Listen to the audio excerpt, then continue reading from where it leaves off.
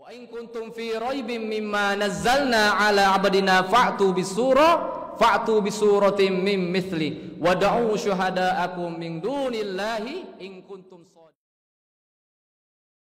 Siapa Paulus ini? Jadi aktor besar di agama Kristen itu Bapak Ibu, itu Paulus. Pauluslah yang mengarang semua ajaran Nabi Isa atau Yesus. Paulus ini dia bukan pengikut, dia bukan sahabat, ya. Dia bukan murid. Tapi Paulus ini mohon maaf musuhnya Yesus, musuhnya Nabi Isa. Dia hidup sezaman namun tidak pernah bertatap muka. Setelah Yesus wafat, ya kan, versi Kristen mati di kayu salib untuk menebus dosa manusia, maka semua ajaran Nabi Isa itu dirubah oleh Paulus. Ya, seperti babi tadi, ya kan, haram jadi halal, khitan wajib jadi tidak wajib. Mengatakan sembahlah Allah maksudnya, maka disuruh nyembah Yesus, dan banyak sekali ayat-ayat kontradiksi Bapak Ibu. Makanya puncaknya Bapak Ibu, saya masuk Islam, mulai saya berpikir Pak, saya banyak membanding-bandingkan Pak, karena saya hobi membanding-bandingkan antara agama saya Kristen dulu dengan agama Islam. Yang pertama Bapak Ibu, saya bandingkan masalah sholat, ya kan? Saya luar biasa sekali melihat ibadah umat Islam itu, yaitu sholat, tertata sekali. Sebelum kita sholat, hal pertama sekali yang kita lakukan apa Bapak Ibu? Berwudu, betul? Berwudu artinya bersuci Pak.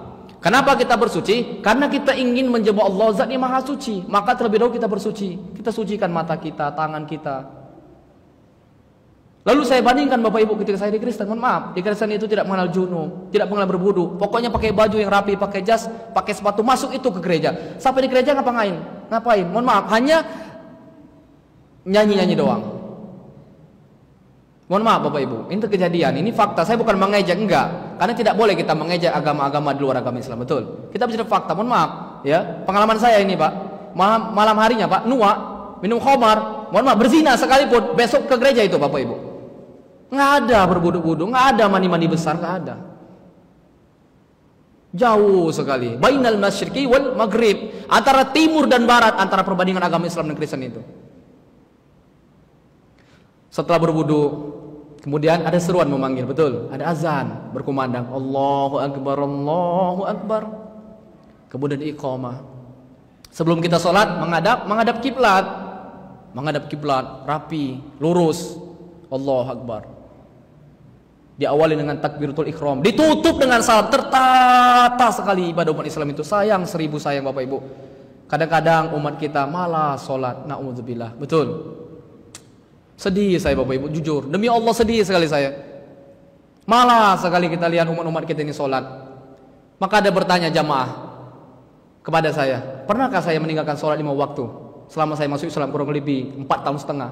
Demi Allah saya bilang Bapak Ibu, demi Allah, wallahi billahi, tidak pernah saya meninggalkan sholat wajib 5 waktu itu. Jangankan meninggalkan sholat sunnah, meninggalkan sholat wajib, meninggalkan sholat sunnah sebelum subuh saja Bapak Ibu mau menangis saya.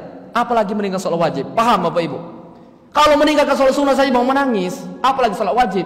Kenapa? Karena saya betul-betul mengetahui keutamaan sholat. Kalau saya tidak sholat, apa akibatnya? Kalau saya sholat, apa yang saya dapatkan?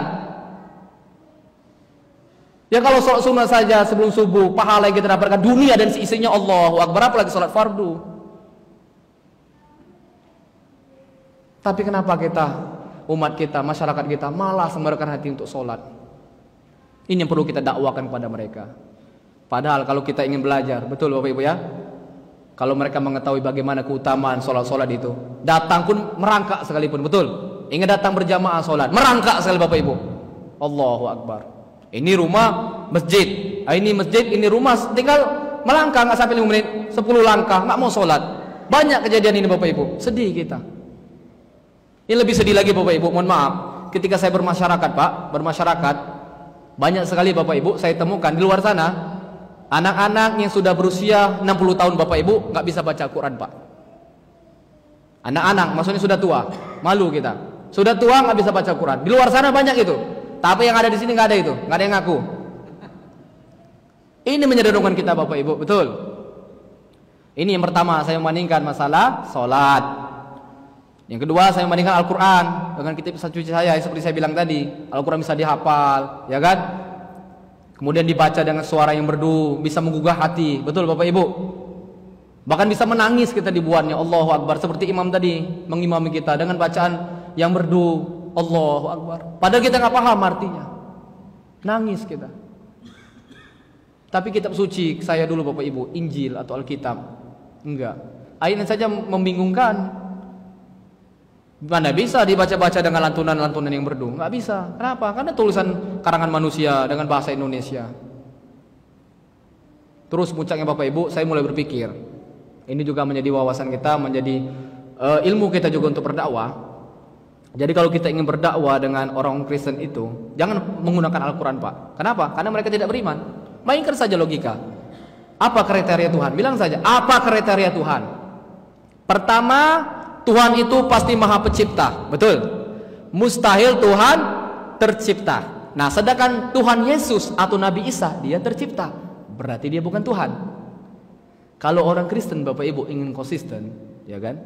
Dalam kitab suci mereka, Alkitab mereka, ya kan? Ada tertulis di surat Markus ayat 28 pasal 29 jelas sekali. Ketika itu ada orang-orang Saduki bersoal jawab pada Yesus.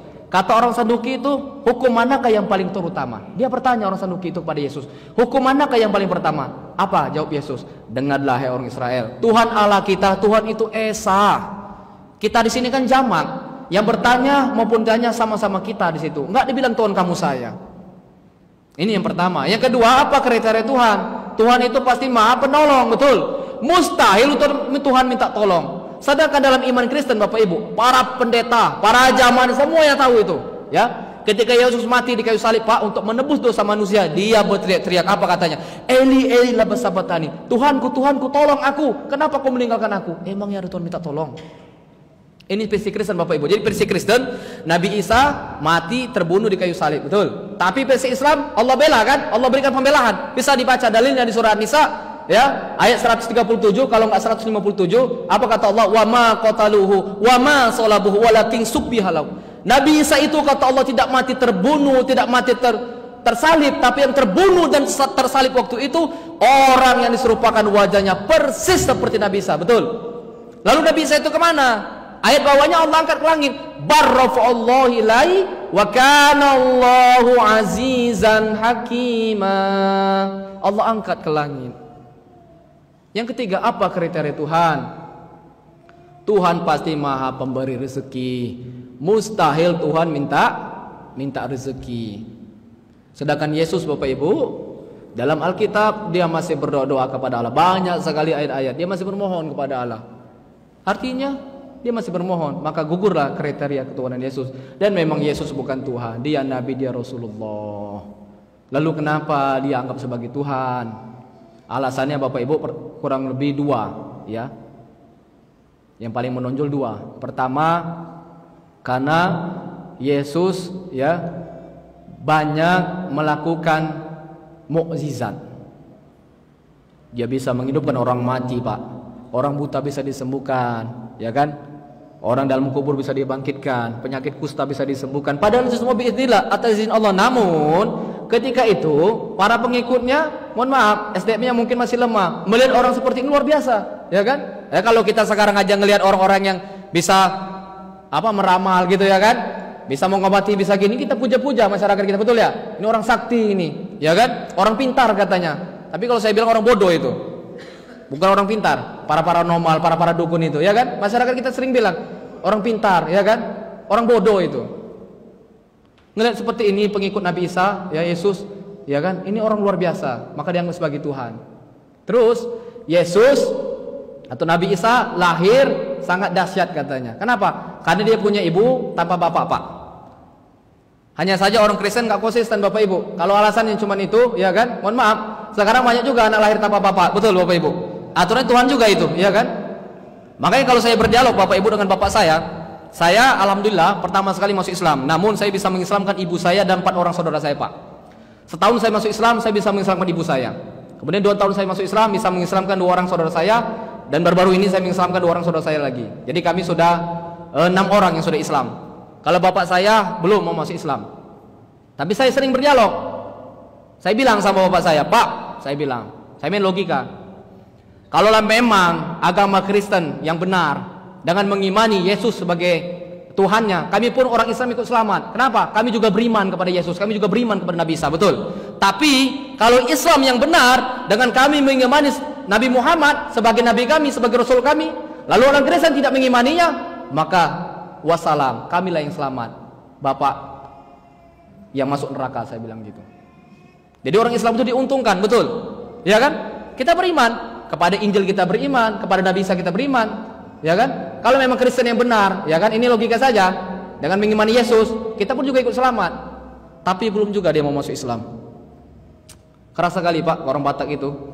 Sering kali saya ajak berdialog, ya kan? Saya lihat, saya bilang, Pak, orang Islam itu jauh sekali perbedaannya dengan orang Kristen. Simpel saja. Orang Islam itu, Pak, wajahnya bercahaya, saya bilang, bersih, berseri-seri, betul. Kenapa? Karena dia sering berwudu, ya kan? Minimal dalam sehari 5 kali basuh muka. Jadi kelihatan cahayanya. Sebagaimana Allah firmankan, ya kan? Simahum fi wujuhihim min athari sujud. Di wajah-wajah orang mukmin itu, kata Allah, tampak bekas-bekas sujud, berseri-seri bercahaya. Mohon maaf Pak, wajah-wajah orang Kristen itu, mohon maaf, seram-seram, ya kan? Jelek-jelek, ya kan? Kenapa? Makannya saja yang haram-haram, babi, anjing, naudzubillah. Mohon maaf Pak, seperti wajah Bapak, saya lihat seram, takut, saya pun takut melihatnya. Tapi lihat wajah saya, berseri-seri. Dan wajah-wajah orang Islam itu berseri-seri semua. Makanya saya bilang sama ibu-ibu orang Islam, Bu, kalau ingin membandingkan antara Kristen dan Islam itu, bandingkan saja mukanya. Enggak percaya, nanti ke pasar, berdiri ibu-ibu, bandingkan dengan muka-muka inang-inang di sana. Pasti beda, betul? Ya Pak ya? Beda. Dari wajahnya saja beda. Ya kan, orang Islam itu bersih. Subuh-subuh sudah bangun kita, segar, ya kan? Orang Kristen mana? Wah, nggak teratur hidupnya.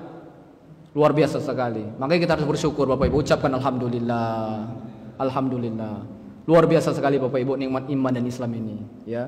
Luar biasa sekali. Iya, sempurna sekali. Bersyukur kita. Allahu Akbar.